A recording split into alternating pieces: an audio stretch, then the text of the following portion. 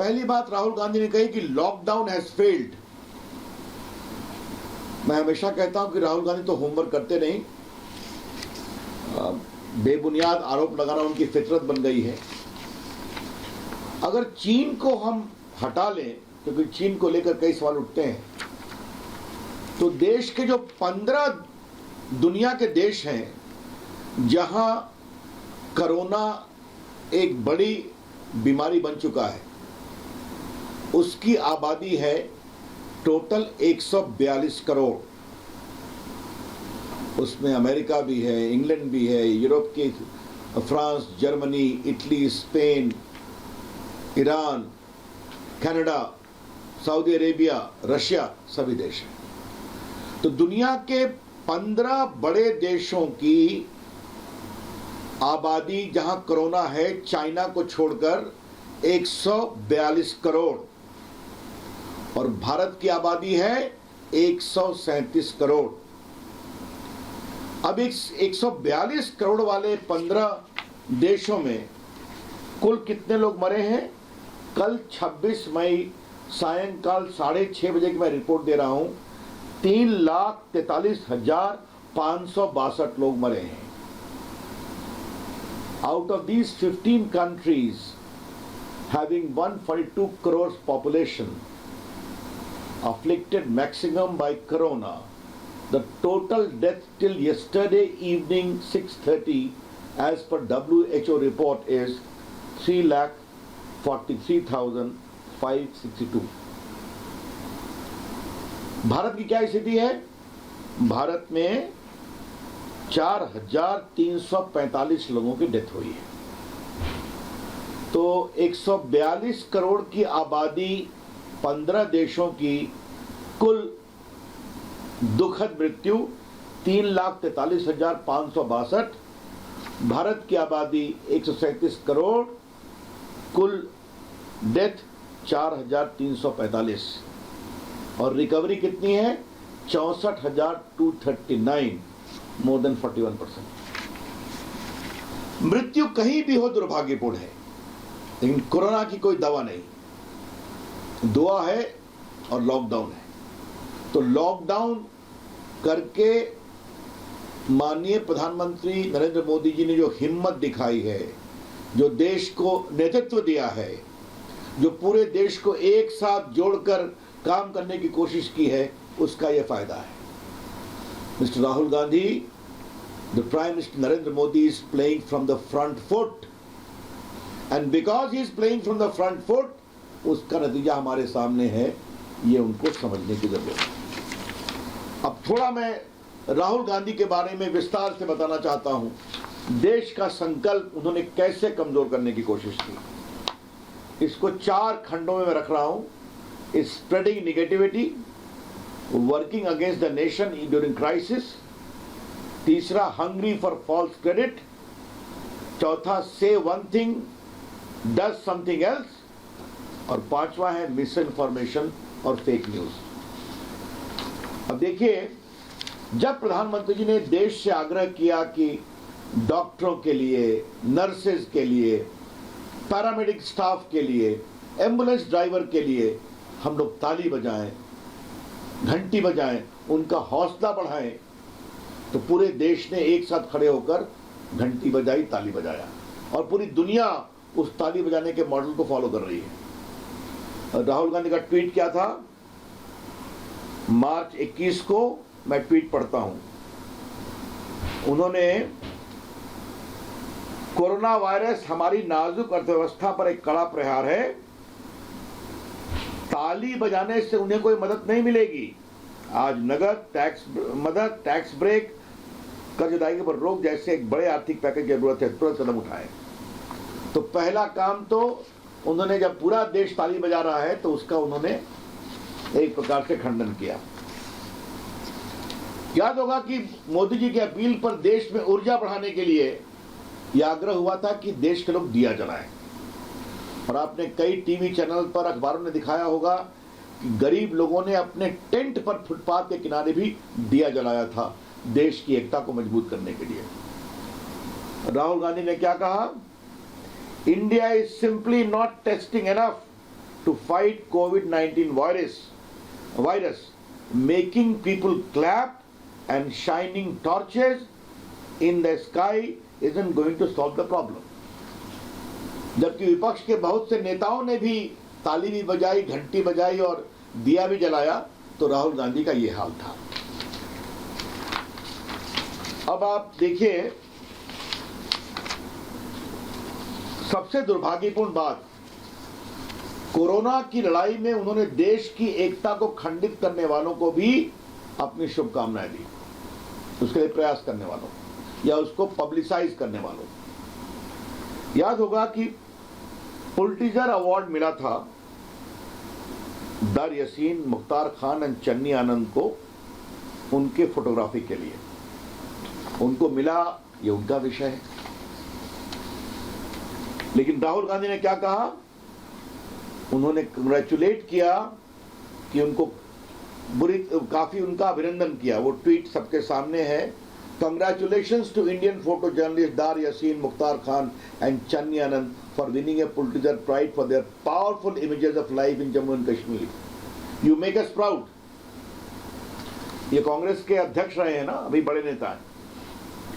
और जो एपी के सीईओ कैरी प्रूइट हैं, उन्होंने क्या कहा?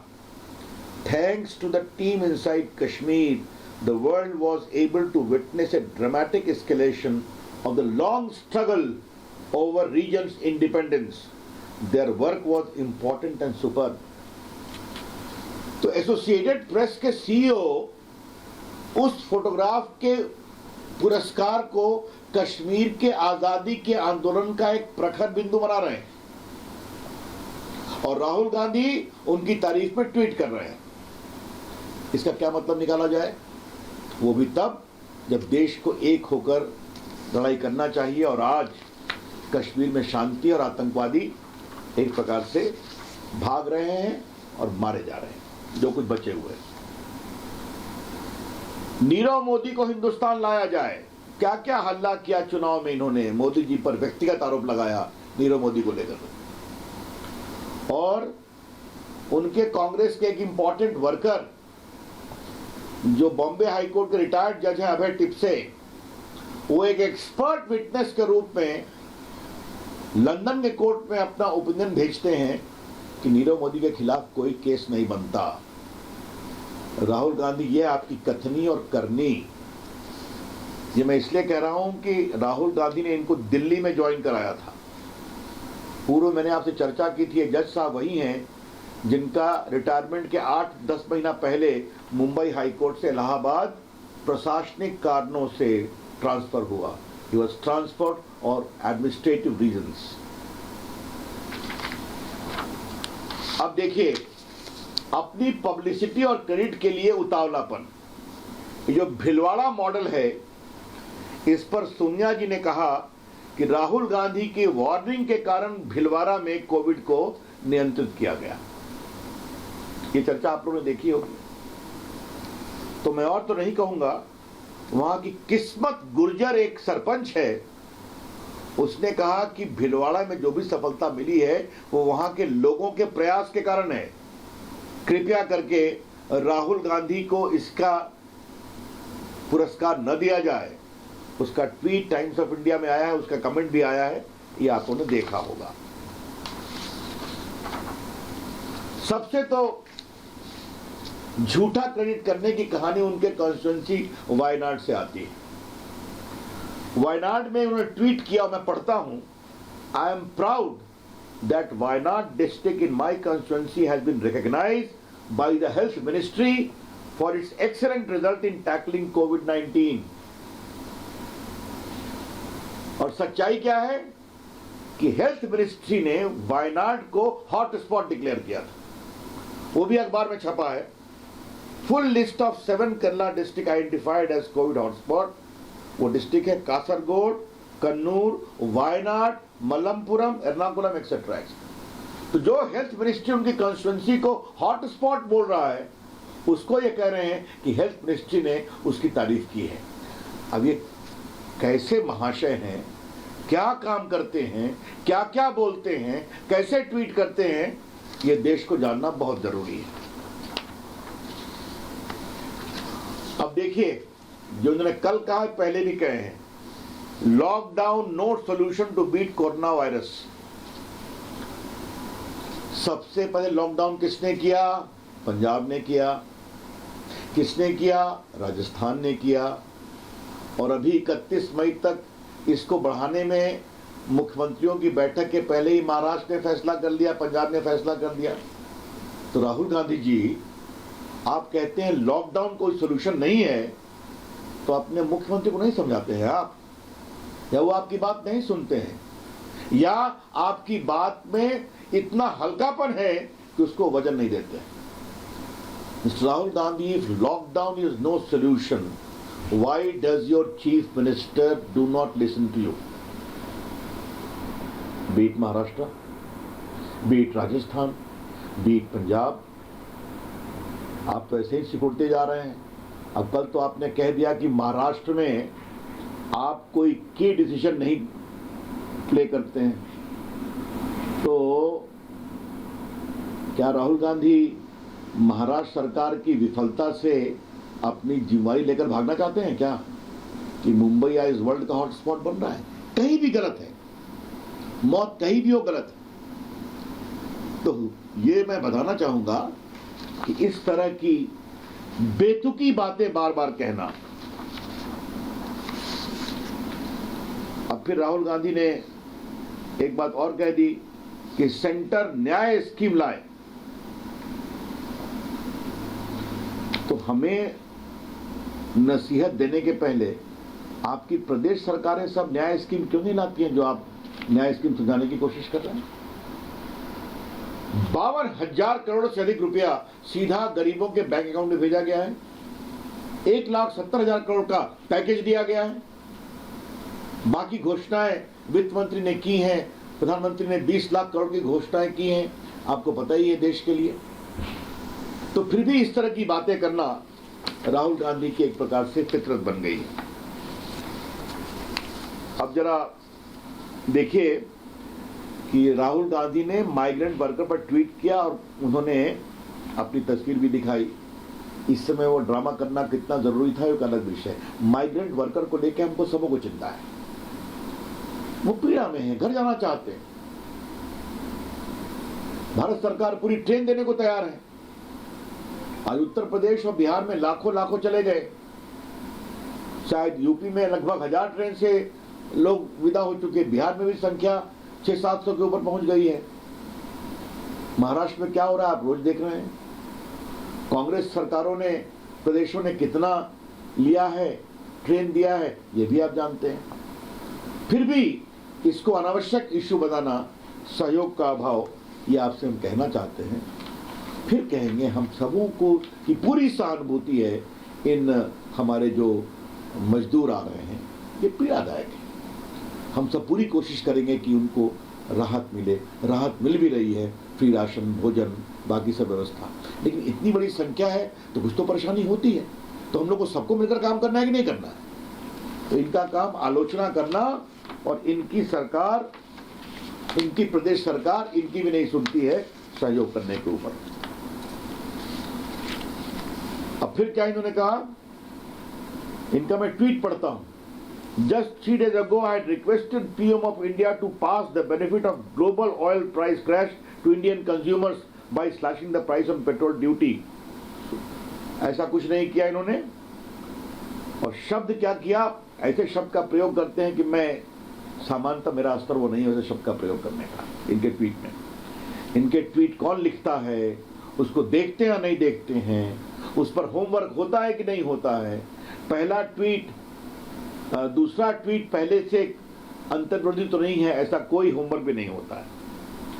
अब हमको नसीहत दे रहे हैं तो देखा जाए, राजस्थान का जो वैट हाइक बढ़ा तो और पेट्रोल बढ़ गया। पंजाब गवर्नमेंट ने पेट्रोल डीजल पर 2 रुपीज एक्स्ट्रा प्राइस बढ़ाया। तो राहुल गांधी जी, आपके प्रदेश के मुख्यमंत्री आपकी बात क्यों नहीं सुनते हैं? आप जरा हमें बता दीजिए, आप देश को क्या समझाने निकले? तो या तो फिर मैं कहूंगा कि आपके मुख्यमंत्री आपकी बातों को गंभीरता से नहीं लेते, उसमें वजन नहीं है, या आप इस महान लड़ाई के संकल्प के महत्व को नहीं समझते। तो क्या मैं ये मानूं कि your chief ministers are ignoring your advice, mister Rahul Gandhi? देश ये भी जानना चाहता है। मित्रों, 2-3 बातें बस और थी। उन्होंने श्रमिक कानून को लेकर भी बड़ा विषय बवाल खड़ा कर दिया, और महाराष्ट्र ने लेबर लॉ को बदलने की कोशिश की है, यह अखबारों में छपा है। राजस्थान ने 12 घंटे के काम का निर्णय करने का प्रयास शुरू हो गया है, यह भी अखबार में छपा है। तो फिर आपके मुख्यमंत्री आपकी बात नहीं मानते।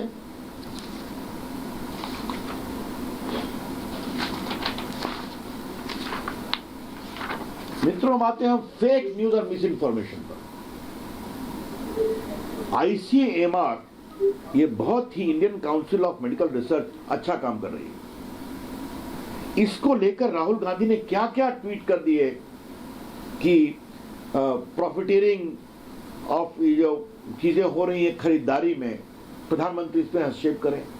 और पहली बार ICMR को ये पब्लिकली कहना पड़ा कि हमने ऐसा कोई परचेज नहीं किया है जिस रेट पर राहुल गांधी कह रहे 4,500 पर किट पर।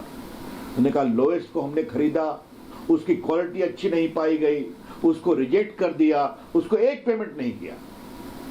तो अब राहुल गांधी अपने राजनीतिक विरोध में इतना अधिक आगे बढ़ गए हैं कि जो प्रोफेशनल बॉडीज हैं उन पर भी झूठे आरोप लगाना उनकी फितरत बन गई है।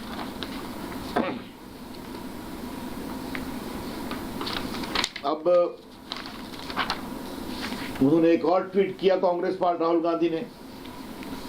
संसद में मैंने एक सीधा सा प्रश्न पूछा था कि मुझे देश के 50 सबसे बड़े बैंक चोरों के नाम बताइए। वित्त मंत्री ने जवाब देने से मना कर दिया और बाकी जो उनकी हस्तरहीन आरोप होते हैं वो लगाया गया। देश के वित्त मंत्री निर्मला जी ने उनका जवाब दिया कि राहुल गांधी जी, डिफॉल्टर और बैड लोन और राइट ऑफ में अंतर समझते हैं आप? और तब फिर उनको नसीहत दी गई कि 2009-10 से 13-14 के बीच में जब मनमोहन सिंह जी भारत के प्रधानमंत्री थे और राहुल गांधी के पूरे कंट्रोल में थे, तो उस समय उनकी सरकार ने 1,45,226 करोड़ के बैंक लोन को राइट ऑफ किया था। I again repeat, between 2009, 10 and 13, 14, when Manmohan Singh, fully under the control and influence of Rahul Gandhi, was the Prime Minister, a huge amount of 1,42,226 crores of bank loans were written off. तब क्या कर रहे थे आप? तो फिर झूठे आरोप लगाना। वही बात उन्होंने रेलवे के मजदूरों के टिकट की बात की कि टिकट का भाड़ा वसूला जा रहा है। बार बार कहा गया कि रेलवे मंत्रालय 85% दे रहा है, बाकी 15% स्टेट गवर्नमेंट दे रही हैं। ये सारी बातें उनको बताई गई, बार बार देश के सामने आई हैं, फिर भी यही सवाल करना। और मित्रों, जहां तक फेक न्यूज का सवाल है, आरोग्य सेतु, मेरा अपना IT विभाग देखता है, आज देश के 11 करोड़ से अधिक लोगों ने आरोग्य सेतु डाउनलोड किया है। हमने इसका ओपन सोर्स भी कर दिया है, पूरी दुनिया में इसकी चर्चा है। ये आपको सावधान करता है, ये आपको आगाह करता है। अगर आप किसी के संपर्क में आए तो फिर ग्रीन से येलो होता है, फिर रेड होता है, और ये पूरा इनक्रिप्टेड है और प्राइवेसी की पूरी चिंता है। मैं अपने पत्रकार मित्रों को बता दूं, हमने जो प्रोटोकॉल बनाया है, इसमें 180 दिन के बाद एक भी डेटा नहीं रहेगा। अगर जो लोग प्रभावित हो जाते हैं तो हम उनके जिले में उनका डेटा भेजते हैं ताकि उनके गांव, उनके परिवारों को सावधान किया जाए। तो आरोग्य सेतु पर तो सर्विलेंस का आरोप लगाए, और उनकी सरकार में महाराष्ट्र और पंजाब में महाकवच बनकर के काम हो रहा है। पंजाब सरकार ने कोवा बनाया है, तो क्या ये सर्वेलेंस कर रही है क्या? फिर वही सवाल, राहुल गांधी की बात उनके मुख्यमंत्री क्यों नहीं मानते? आपने उनको क्यों नहीं मना किया कि इस ऐप का प्रयोग मत करो बीमारी को सावधान करने में? और मित्रों, एक डॉक्टर कामना कक्कर का एक झूठा वीडियो आया था, ट्वीट, कि N95 मास्क नहीं मिल रहा है और बाकी नहीं मिल रहा है। बाद में उस डॉक्टर ने क्या कहा, मैं उनका ट्वीट पढ़ता हूं कामना कक्कर का। I apologise for the misinformation panic created, N95 mask are available in our institution. और राहुल गांधी ने क्या कहा, I am feeling sad because this was completely avoidable, we had time to prepare, we should have taken this threat much more seriously and so forth. तो जिस doctor ने माफी मांग करके अपने ट्वीट पर सफाई दे दी, उसको लेकर देश में बड़ा बखेड़ा था। मित्रों, मैंने राहुल गांधी की बहुत सारी कहानी आपको बताई। इन कहानियों से क्या संकेत मिलता है? राहुल गांधी गैर जिम्मेवार हैं। The series of public posturing comments which I have outlined since March conclusively shows that Rahul Gandhi is acting in the most irresponsible manner. Rahul Gandhi is trying to mislead the nation. And most important, Rahul Gandhi is resorting to falsehood and misrepresentation. ये सब तथ्य मैंने आपको बता दिए, इसका लिखित note आपको मिल जाएगा। ये बहुत पीड़ा की बात है कि राहुल गांधी इस महान पीड़ादायक अभिशाप जो कोरोना है, जिसमें हमें मिलकर लड़ना है और देश मिलकर खड़ा है मोदी जी के साथ, और उसको सफलता मिली है। जैसा मैंने पहले बताया, कम मौतें हुई हैं, फिर भी हमें संघर्ष करना है। आज हम डॉक्टरों का अभिनंदन करते हैं, पूरे पैरामेडिक स्टाफ का अभिनंदन करते हैं, पुलिस वालों का करते हैं, जिस हिम्मत के साथ मीडिया के लोग फील्ड में घूमकर तथ्यों को सामने ला रहे हैं, उनका भी अभिनंदन करते हैं। इनका काम है सिर्फ लोगों को डिमोरलाइज करना और शुद्ध राजनीति लाभ लेने की कोशिश करना। तो मैं राहुल गांधी को यही कहूंगा, राहुल गांधी जी, आप तो बार बार हार जाते हैं, और ये जो आपका लक्षण है, तो आपकी पार्टी का भविष्य आगे क्या होगा ये देश की जनता समझ रही है। लेकिन कभी तो जिम्मेवार बनिए। क्या देश में हर समय हम राजनीतिक लाभ की बात करेंगे? एक बार आप कोरोना के खिलाफ देश के लोगों की लड़ाई में देश के लाभ के लिए खड़े होते, तो शायद आप अपने उस पुरानी विरासत को थोड़ा सा सही कह पाते, जिसके बिना पर आज अपनी जगह पर है।